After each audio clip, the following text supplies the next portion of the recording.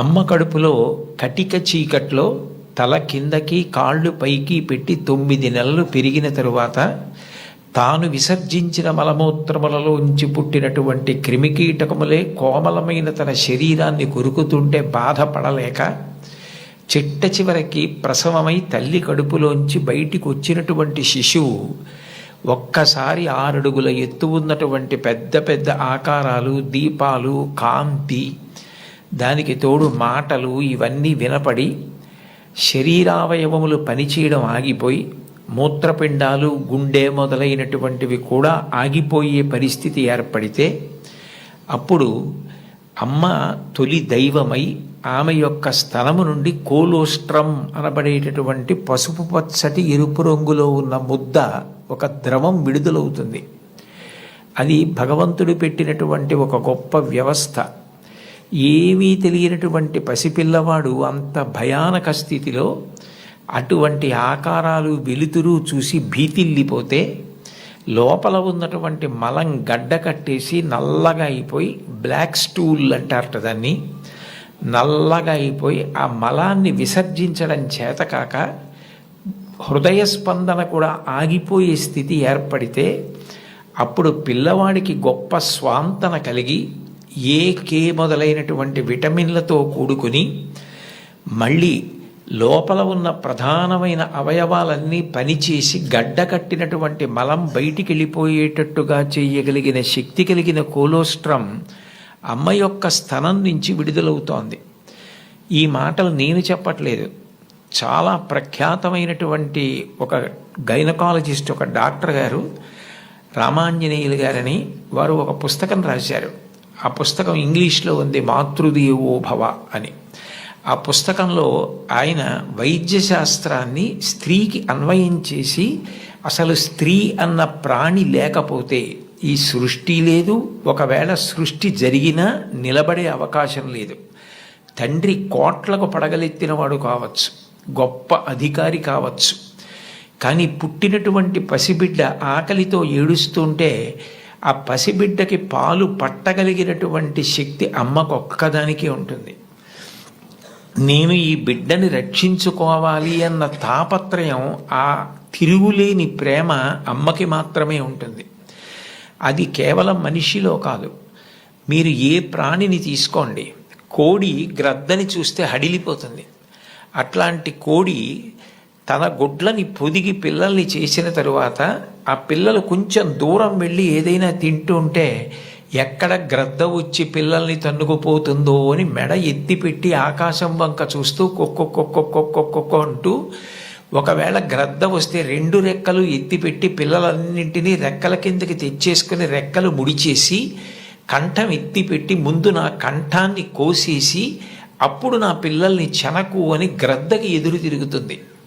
ఒక కోడికి ఎవరు నేర్పారు తన పిల్లల్ని కాపాడుకోమని? స్త్రీ ప్రాణి. కోడి పుంజుకు లేదు ఈ లక్షణం, కోడి పెట్టకుంది ఈ లక్షణం, ఆడ కుక్కకుంది ఈ లక్షణం, ఆడ పందికుంది ఈ లక్షణం. స్త్రీ ప్రాణి ఎక్కడ ఉన్న లోకంలో బిడ్డల్ని కడుపులో పెంచుకోవడం, కడుపుని గర్భాలయం చేయడం, కన్న బిడ్డలకి పాలిచ్చి పెంచి పెద్ద చేయడం, అంత అవ్యాజానురాగంతో స్త్రీ చేసేటటువంటి త్యాగం లేకపోతే ఈ సమాజం లేదు. భగవంతుడి మీద తప్ప అన్యం మీద స్తోత్రం చెయ్యని శంకరాచార్యుల వారు తండ్రి మీద కూడా చెప్పల, అమ్మ మీద మాత్రం 5 శ్లోకాలు చెప్పారు. 5 శ్లోకాల్లో ఒక శ్లోకంలో అంటారు, ఆస్తాం తావదీయం ప్రసూతి సమయే దుర్వార శూలవ్యధ నైరుచ్యం తనుశోషణం మలమయీ శయ్యాచ సంవత్సరి ఏకస్యాపి నగర్భభారణ భరక్లేశస్య యస్య క్షమః దాతుం నిష్కృతి ఉన్నతోపి తనయత్తస్యై జనన్యై నమః అంటారు. 9 నెలలు కడుపు పెద్దదై వికారమును పొంది తాను వంగలేక, పని చేసుకోలేక, తిందామంటే ఆహారం సహించక ఎంతో కష్టపడి తాను మరణ సదృశమైనటువంటి వేదన పొంది అన్ని నిప్పులు పడి బిడ్డని ప్రసవించి ఆ బిడ్డకి పాలిచ్చి పెంచి పెద్ద చేసి 1 ఏడాది పాటు చలికాలం లేదు, వర్షాకాలం లేదు, మంచంలోనే మలమూత్ర విసర్జన చేస్తే ఆ మలమూత్రములను తుడిచి కడిగి బిడ్డని రక్షించి తాను ఉపవాసాలు చేసి చిట్ట చివరికి అవసరమైతే పిల్లవాడు ఎంత పెద్దవాడైనా వాడికి ఏదైనా కించిత్ అనారోగ్యం కలిగిందంటే భయం వేసినటువంటి మనసుతో నా ఆయుర్దాయం కూడా నువ్వే పోసుకొని బ్రతుకని అనగలిగినటువంటి వ్యక్తి ప్రపంచంలో ఉంటే అది అమ్మ ఒక్కతే. అందుకే అమ్మ లాంటి ప్రాణి లోకంలో లేదు. శాస్త్రాలు కూడా మొట్టమొదటి నమస్కారం ఎవరికి చేయించాయి అంటే మాతృదేవో భవ. మాతృదేవో భవ అంటే భగవంతుడు అమ్మ రూపంలో ఉన్నాడు అని కాదు దాని అర్థం. అమ్మయే భగవంతుడై ఉన్నది. భగవతి అమ్మ, అమ్మ భగవంతుడు రెండు కాదు. ఎందుకనంటే ప్రాణం పోయేటప్పుడు కూడా ఎక్కడ కొడుక్కి ఇబ్బంది కలుగుతుందోనని కొడుక్కి ఇబ్బంది కలగకుండా వాడికి ఏ విధమైనటువంటి క్లేశము పొందకుండా తాను వెళ్ళిపోవాలని తల్లి కోరుకుంటుంది.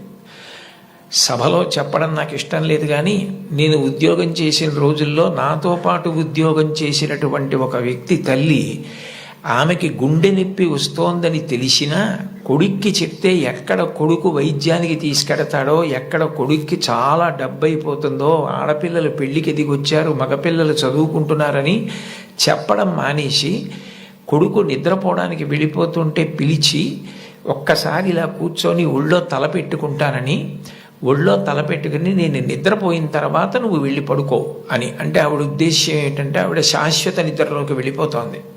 ఆ కొడుకు ఒళ్ళో తల పెట్టుకుని పడుకుంటే కొంతసేపటికి తల్లి కదలటం లేదని వాడు కదిపి చూస్తే తల్లి శరీర త్యాగం చేసేసింది. ఆ తర్వాత తెలిసింది, తన భార్య చెప్పింది, కొంచెం గుండెల్లో నొప్పిగా ఉందమ్మా, బరువు పని చేయలేకపోతున్నాను, కానీ వాడికి మాత్రం నువ్వు చెప్పకు సుమా అని ఒట్టేయించుకుందట కోడలతో. అది తల్లి అంటే. అమ్మ అంటే అంతటి ప్రేమైకమూర్తి. అమ్మ లాంటి వ్యక్తి జీవితంలో ఇక దొరకదు. జీవితంలో అన్నిటికన్నా పెద్ద నేరం ఏమిటంటే అమ్మకి చెప్పలేము అన్న పని మనం చేయడమే. ఏ పని మనం చేస్తామో అది అమ్మకి చెప్పగలగాలి. మీరు ఏ పని చెయ్యండి, ఇది అమ్మకి నేను చెప్పలేను అన్న పని మీరు జీవితంలో ఎప్పుడూ చెయ్యకూడదు. భగవంతుడెంతో అమ్మ అంతే. మీరు మహాత్ములైన వారి ఎవరి జీవిత చరిత్ర పరిశీలించండి. అమ్మకి నమస్కారం చెయ్యకుండా అమ్మ గొప్పతనం చెప్పకుండా లేరు.